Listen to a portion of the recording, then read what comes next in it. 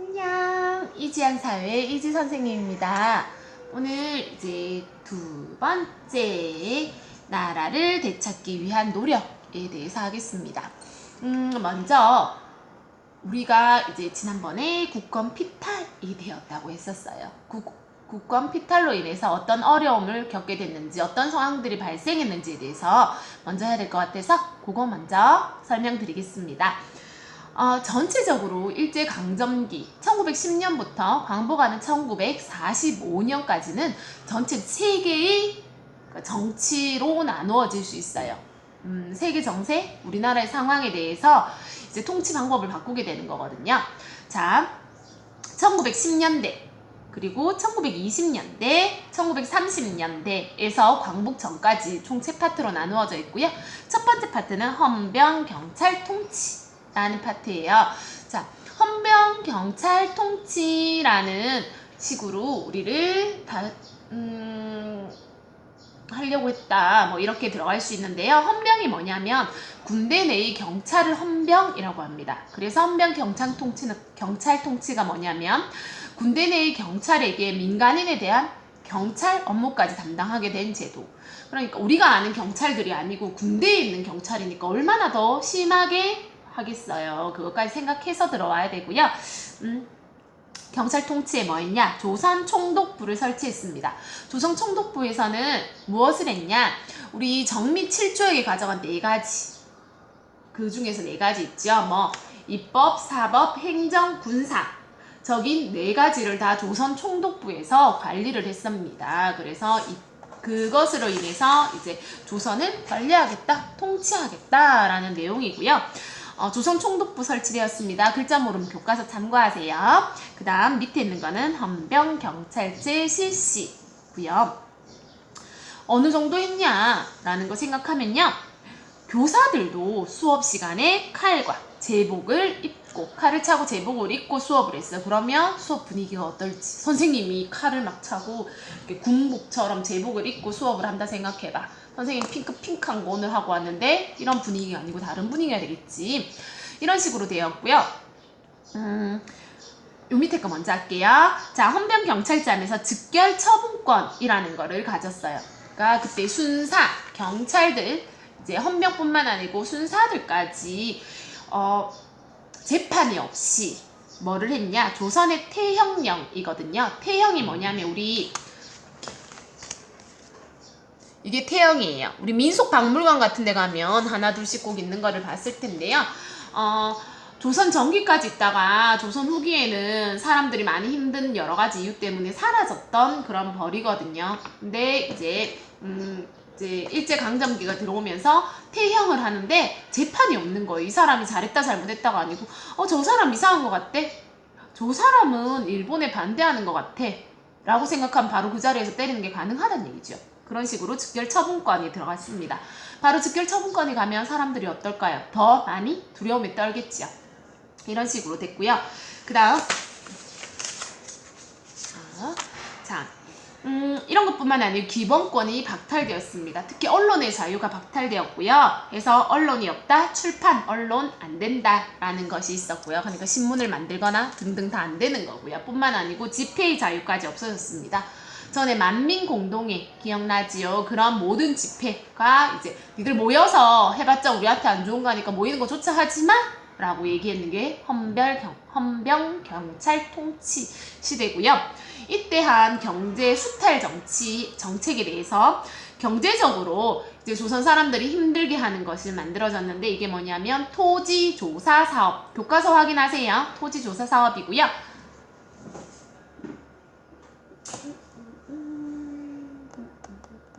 네. 다른 거 샘플로 보여주려 했던 책이 안 보여서 그냥 합시다. 자, 토지조사 사업.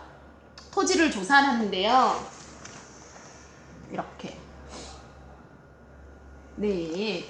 이런 식으로 조사를 합니다. 토지조사에서 근대식으로 토지에 번호를 쓰거나 여러 가지 하면 참 좋겠다라는 생각도 들 수도 있어요. 우리 그 전에 지금 신주소 되기 전에 구주소 몇 번지 하는 거 있죠. 다시 몇 번지 분명 부모님들은 그거를 조금 더 많이 쓸 텐데 그게 일제 토지조사 사업 때부터 썼는 거예요. 그래서 그때 대대적으로 토지를 나누고 토지에 대해서 번호를 매기고 하는 것들이 발생하는데요. 이렇게 생각하면 참 좋겠다는 생각이 들겠는데, 문제가 뭐냐면 내가 땅을 가지고 있어. 그래서 그 땅을 등록하려고 해. 그러면 쉽게 등록할 수 있어야 되겠죠. 쉽게 등록하지 않고 복잡한 신고 절차를 가지고 있었고요. 또 기간도 짧게 하는 식으로 해서 조금 힘들게 되어 있었습니다. 그래서 땅을 가지고 있는 모든 백성의 40%가 제대로 등록을 못하게 됩니다. 그래서 40%가 조선 총독부로 넘어가게 되는 거예요. 그러니까 우리 땅의 거의 절반? 조금 덜 되게 이제 일본에서 다 가져가는 거죠. 그런 식으로 힘들게 정책을 하면서.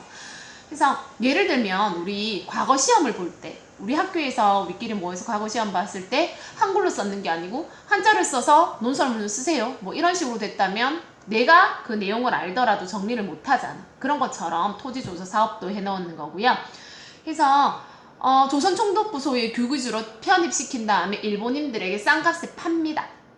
그 다음 일본인들은 그 땅을 가지고 이제 조선 사람들을 싼값에 인부로 들이는 거예요. 비싼 사용료를 내도록 하면서. 그렇게 되면 그 부가 다 어디로 갈까? 일본 사람들한테 가게 되겠죠. 그런 식으로 했던 게 토지조사 사업이었고요. 두 번째, 우리 그러면서 1919년에 3.1운동이 일어나게 돼요. 3.1운동이 일어나면서 이제 일본 사람들이 조선 이대로 하면 안 되겠다. 다른 방법을 더 생각해서 얘네들을 이제 통치해야겠다라는 거를 생각합니다. 그래서 먼저 단합이 안 되게 하는 겁니다. 그러기 위해서 친일파를 양성합니다. 민족 분열 통치고요. 이때 우리 엄청 친일파가 많이 생기게 돼요. 슬프죠? 그래서 겉으로 보기는 유화 정책을 펴요. 그러니까 겉으로 보기에는 니들 괜찮아, 니들 원하는 대로 좀 해줄게 라고 얘기를 합니다. 그래서 헌병경찰제에서 보통경찰제로 바뀝니다. 보통 여러분들이 학교 앞에서 볼 수 있는 그런 보통경찰제로 바뀌는 거고요. 그렇게 되면 좀 괜찮아졌겠네 라고 생각할 수 있겠지만 경찰들을 3배나 인원을 늘려버려요. 그렇게 되면 상대적으로 경찰이 정말 많아지겠지. 그런 식으로 친일파도 많이 양성하게 됩니다. 뿐만 아니고요. 학교도 많이 생기게 돼요. 우리는 니들의 교육까지 원해. 그래서 학교도 많이 지어줘 라고 얘기하는 거죠. 근데 문제는 심화된 깊은 교육이 아니고요. 기초교육만 시켜요. 그러니까 공장에서 일할 수 있는 수준만 계속 양성시키고요. 중학교, 고등학교 정도의 고등교육 할 수 있도록 허가를 해주지 않아요. 그러니까 초등학교 수준에 여러분들이 배우는 것보다 조금 더 낮은 수준의 교육을 시켜요. 한 3학년 정도까지 수준. 그러면 그 사람들이 공장에 갔을 때 기본적인 숫자랑 어느 정도 글자는 알 거니까 일시키기 편한 노동자를 만드는 거지요. 이런 식으로 하면서 우리는 교육시켜줬어 하는 거고요. 여기서 1920년대 이제 경제 수탈 정책은 뭐냐 있냐면 여기 산미증식 계획입니다. 산미증식 계획은 뭐냐면 생산합니다. 쌀미자입니다. 쌀을 생산하는데 증식 많이 늘어나게 쌀을 생산하는 계획이에요. 들으니까 너무 좋아. 안 그래도 우리가 살기가 힘든데 쌀을 더 많이 생산하면 참 좋겠다 라는 생각이 드는데, 문제가 뭐냐면 산미 증식 계획을 위해서 수리시설, 그러니까 저수지나 보호 이런 것들을 만들면서 그런 것들을 농민에게 돈을 받는다든지 아니면 더 좋은 쌀을 만들기 위해서 종자를 개량합니다. 그런 것들도 다 농민에게 받고요. 그리고 밭을 논으로 바꾸는 그런 것들도 농민에게 받아요. 모든 비용을 농민이 하니까 우리는 빚이 점점 많아지겠지요. 이율도 센 빚이 많아지거든요. 그렇게 되면서 쌀이 많이 생산되면 그래도 괜찮아. 근데 거의 더 많은 양이 일본으로 수출이 됩니다. 그렇게 되면서 우리나라는 정말 열심히 생산했음에도 불구하고 상대적으로 우리나라에 남는 쌀의 양은 더 많이 줄어들게 돼요. 그래서 농민들의 생활은 더 어떻게 됐다? 더 많이 힘들어졌다라는 거고요. 너무 슬프지? 그 전에 교육과정에 있는 책인데요. 잠시만. 이거였나?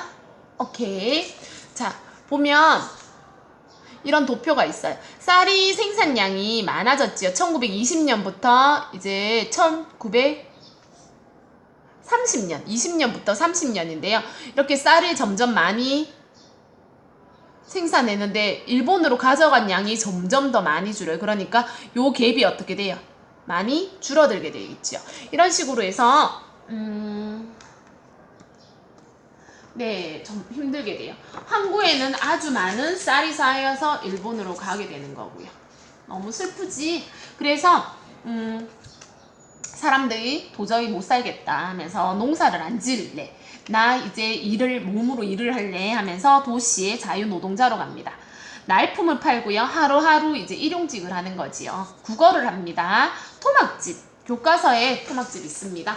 우리 화장실에 한 칸보다 조금 더 큰 정도 사이즈, 몸을 숙여야지 들어갈 수 있는 사이즈, 그런 토막집에서 살게 되는 거고요. 자, 이것도 많이 힘들어 하는 건 사람은 만주와 연해주로 이사 갑니다. 이주를 하는 거죠. 만주, 연해주 계속 나옵니다. 어디였어요?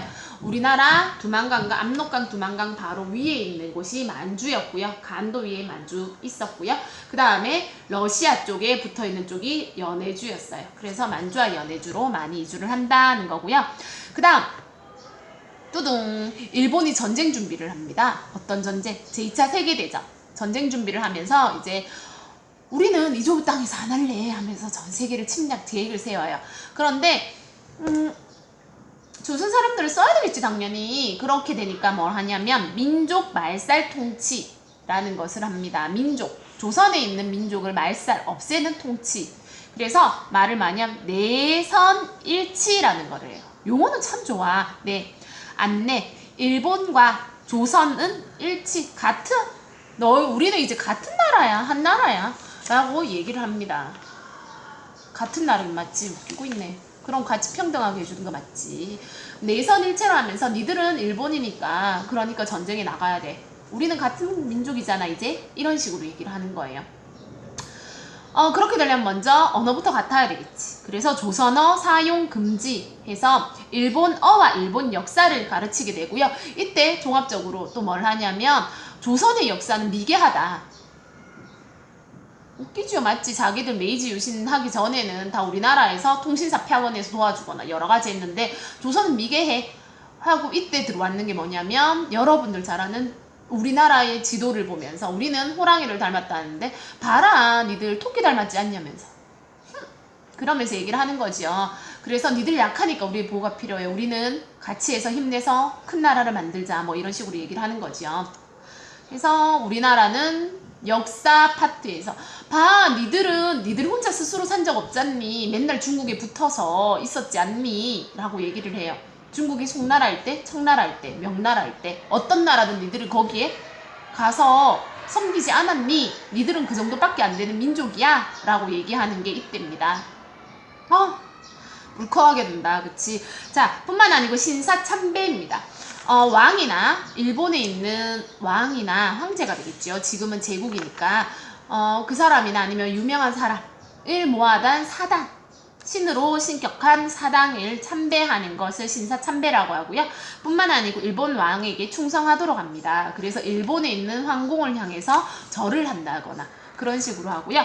뿐만 아니고 그래봤자 이름을 다르게 쓰면 안 되겠죠. 그러니까 뭘 하냐면 성을 얘기하는 거예요. 씨를 창조할 때 창자예요. 그러니까 새로운 가문을 만들어서 계명, 이름을 바꾼다. 창씨 계명이라고 합니다. 내 이름을 완벽히 뭐로 바꾼다? 일본 이름으로 바꾸고 일본 성으로 해서 이제는 네가 이 일본 성을 가진 집안의 일대야. 너부터 새로운 집안이 시작하는 거지. 그 전에 이름은 하지 마. 라고 얘기하는 거지요. 그래서 됐고요. 뿐만 아니고 뭐 하기 위해서였어요? 전쟁하기 위해서라 했죠. 그래서 국가 총동원령을 내립니다. 국가에 있는 모든 사람 다 동원해요. 사람, 물자 등을 강제 동원을 다 하고요. 특히 물자는 우리나라에 있는 지화자원을 다 캐가지요. 광산에서부터 다 캐가고요. 뿐만 아니고 금속 하면 생각나는 거. 숟가락, 젓가락, 수저와 밥그릇, 솥 뭐 이런 것들까지 다 가져가요. 그 다음 양식, 밥들도 우리가 했던 쌀 이런 것도 안 그래도 없는데 그것까지 다 뺏어갑니다. 전쟁을 위해서. 사람에 대해서는 징병, 일반 어른 남자들 뿐만 아니고요. 학생병까지 모읍니다. 그래서 싸울 수 있는 모든 사람 다 모은다고 생각하시면 돼요. 징병을 하고요. 그 다음 광산. 허리는 목표는 아주 낮은 곳에. 왜냐하면 전쟁 도구들을 만들어야 되니까, 석탄이나 이런 것들을 해야 되니까 광산에 조선 사람들을 밀어넣습니다. 그래서 보면 허리도 못 펴고 들어갑니다. 그래서 들어가고요. 그 다음 공장에 사람들을 넣고요. 뿐만 아니고 위안부, 여자들은 위안부라는 명목으로 들어가는데요. 그래서 위안부 들어가고요. 위로하는 군사를 위로하는 부서라고 생각하시면 되고요. 이제 군인들이 남자들만 모여져 버리니까 성적인 욕구가 생깁니다. 그렇게 되는 거를 누구한테 푼다? 조선 여자들한테 푼다 라고 생각하시면 돼요. 그래서 화장실 한 2칸 정도 되는 데에다가 침대 하나, 단단한 침대 하나 갖다 놓고 사람들이 줄을 서서 계속 성폭력이 이루어집니다. 강간이 이루어지는 거지요. 그게 위안부고요. 해결하지가 안 됐습니다. 계속 뉴스에 나올 거고요. 아마 봤을 겁니다. 자, 이런 식으로 우리가 힘이 들었다는 거고요. 힘들면 그대로 있으면 안 되겠지. 그래서 우리가 3.1 운동을 3.1 운동을 그래서 일으키게 되고요. 3.1 운동 이 왜 일어났냐? 라는 건데요. 요거부터 먼저 할게요. 뒤에 거도 좀 있으면 나와서요. 배경, 민족 자결주의. 거든요. 미국의 윌슨 대통령이 이제 전쟁에서 피한 나라들, 식민지 국가들이 독립하는데 근거가 된 민족 자결주의를 주장했습니다. 그런 민족 자결주의고요. 근데 패한 국가들에 대한 그러니까 전쟁이 일어났어요. 전쟁이 일어나서 승리가 있고 패전국이 있겠지요. 그러면 승리국 말고 패전국에 있는 식민지에다가 자기들 스스로 선택할 수 있는 권리를 주세요 했는 게 민족 자결주의예요. 근데 일본은 승전국이죠. 이라서 우리랑 그렇게 많이 연결은 되지 않았는 게 조금 아쉽기는 합니다. 하지만 이런 민족 자결주의를 했고요. 뿐만 아니고 2월 8일 날 일본 유학생이 28 독립선언을 일본에서 합니다. 또 고종 황제 독살설이 나타나요. 왜? 고종 황제가 정말 건강한 상황에서 갑자기 돌아가셔요. 갑자기 죽어버리는 거지요. 갑자기 죽었는데 알리지도 않고 며칠 지나서 알릴 뿐만 아니고요. 그날 친일파들이 고종 왕제 궁에 늦게까지 남아있었다라는 것에 대해서 여러 가지 있어요. 근데 아직 이게 밝혀지지 않아서 독살설이라고 얘기합니다. 이런 여러 가지 이유로 안 되겠다. 우리 이대로 있으면 안 돼. 그러면서 3.1 운동이 일어나요. 과정. 먼저 민족 대표들, 그러니까 31인 대표, 어디 가면 이제 민족 31인 있습니다 하면서 있는데요. 여기 보면 교과서에 이렇게 회의하는 장면이 있어요. 이분들이 태화관에서, 서울의 태화관에서 독립선언식을 자기들끼리 가집니다. 그래서 독립 한용운 님은 갔습니다. 나의 님은 갔습니다 하는 시를 지은 한용운이 독립선언서를 낭독하면서 이제 됐고요. 뿐만 아니고요. 이 사람들은 이 안에서 했는데 많은 학생과 시민들이 이제 탑골공원에서 독립선언식을 가집니다. 그러면서 만세 시위가 일어나요. 대한독립 만세! 하고 태극기를 들고 이제 만세 운동을 하는데요. 일본에서 문제는 폭력적인 진압이 일어납니다. 뿐만 아니고요. 이것 때문에 이제 제암리, 화성에 있는 제암리에 있는 동네에 교회 안에 제암리 사람들을 다 집어넣고요. 안에 집어넣고 총으로 사살합니다. 그러니까 안에 몰이를 해놓고 밖에서 막 쏩니다. 쏘고 마지막에 불로 지르는 그런 제암리 학살 사건까지 일어나요. 너무 슬프지.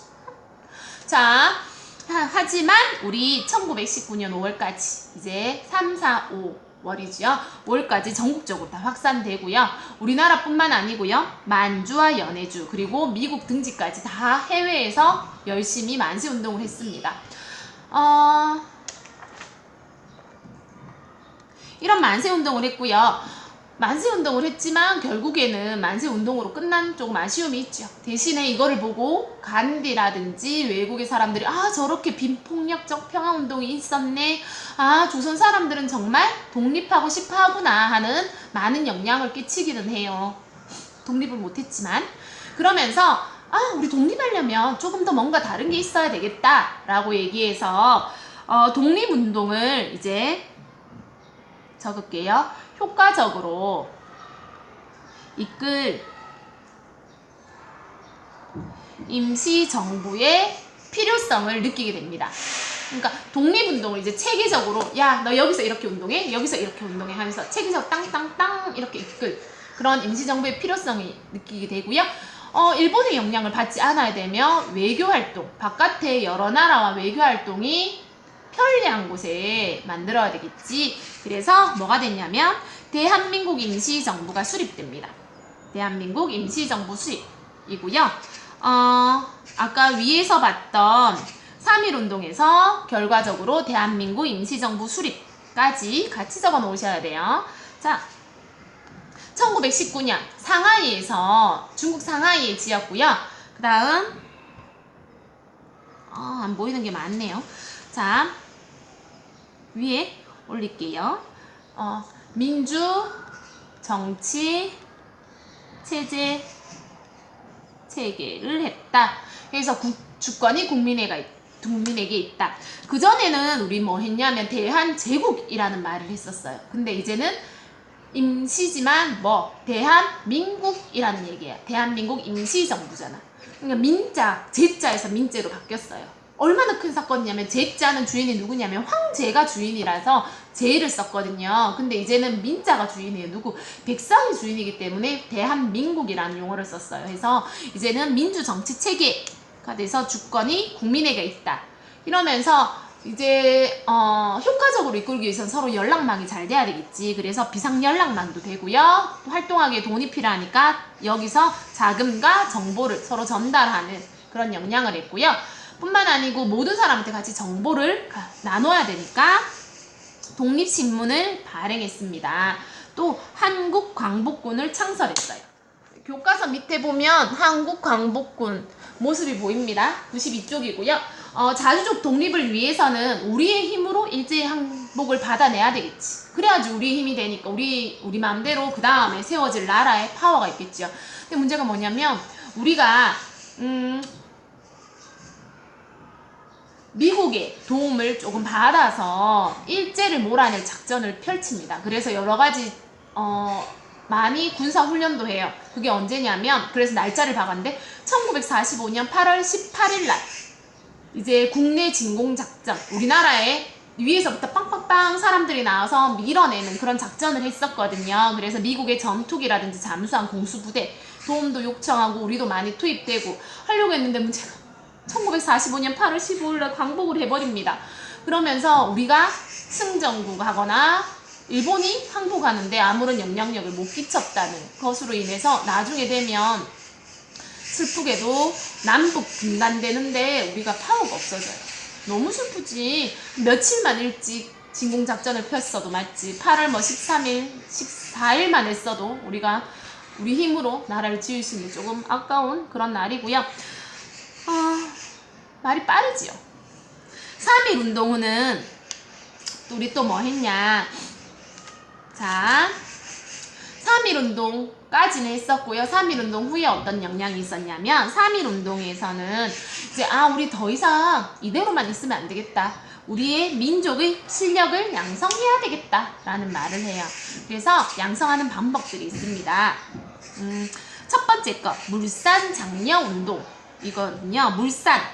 물건을 생산하는 것을 장려하는 운동이에요. 민족 기업을 육성해서 우리나라 기업에서 만든 것을 우리끼리 사용하자라고 얘기하는 건데요. 조선 민족이 만드는 것을 입고 먹고 쓰자라는 운동이에요. 네, 국산품 매형 부분이고요. 뿐만 아니고요. 태학설립 운동. 우리 위에서 기초교육만 있다고 했죠. 근데 기초교육뿐만 아니고 태학을 설립해서 고등교육까지 하도록 우리 교육적으로 사람을 많이 깨우치자 생각을 많이 할 수 있도록 하자 하는 운동이고요. 그 다음 광주 항일 학생 운동이 일어납니다. 광주에서 기차를 타고 가다가 일본 남자 학생들이 조선의 여자를 찝쩍대는 사건이 발생해요. 그러면서 그거를 보면서 조선에 있는 조선 남자하고가 이제 일본 애를 싸움이 패싸움이 붙었죠. 그렇게 되면서 점점 사이즈가 커지는 거예요. 그러면서 우리 이대로 있으면 안 되겠다 라고 얘기를 하는 거죠. 그래서 항일 운동이 일어나고요. 민족 차별, 일본인과 조선인을 차별하지 마라, 식민지 교육만 하지 마라, 우리도 고등교육을 원한다 하는 것들을 해서 광주 학생 운동이 일어났고요. 자, 3.1 운동 후에 또 단체가 생깁니다. 신간회가 창립이 돼요.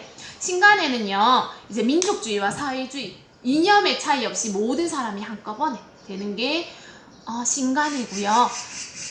국내 최대의 항일 단체라고 생각하시면 돼요. 그래서 자, 여기서도 교육을 했고요. 사회운동을 지원했습니다. 어떤 거냐면 우리 방금 했던 광주 학생 항일 운동을 확산시킬 수 있도록 그렇게 도움도 줬다라는 거고요. 이거였나? 오케이. 자, 뿐만 아니고요. 독립군 부대 조직도 합니다. 어디? 만주와 연해주. 계속 나옵니다. 만주, 연해주. 왜냐하면 조선 땅 안에서는 지금 일본인들이 너무 파워가 세기 때문에 바깥에서 많이 해요. 독립군 이제 부대를 조직해서요.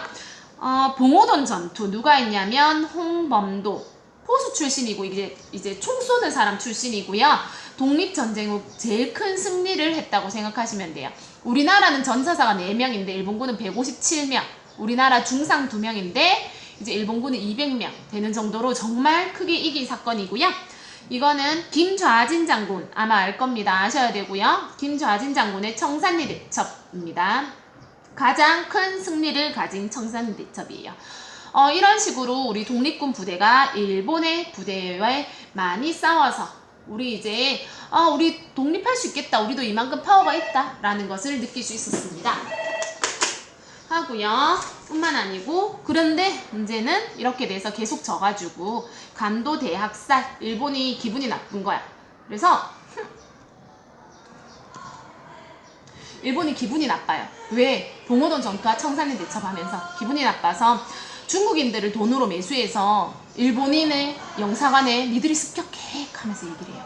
그래서 한국인들에게 누명을 씌워서 간도에 있는 한국인들을 다 한꺼번에 죽이는 사건이 나요. 간도가 뭐냐면 만주, 우리 계속 만주 연해주 있죠. 만주 땅 중에서 특히 우리나라의 두만강, 압록강 쪽에 붙어있는 쪽을 간도라고 얘기해요. 그 간도에 있는 사람들을 대학살하는 상황이 발생합니다. 너무 슬프지요. 그 다음 여러분들이 여러 번 받는 국어교과서에서 받는 한일 애국단이 있습니다. 일제의 주요 인물 처단했고요.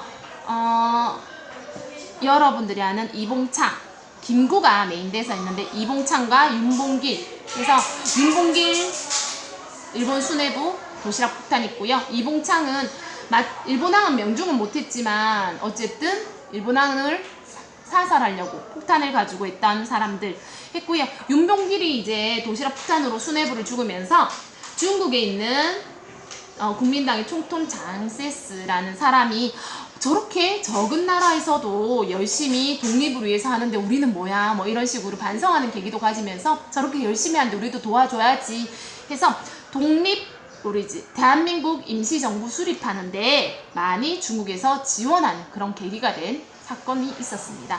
자,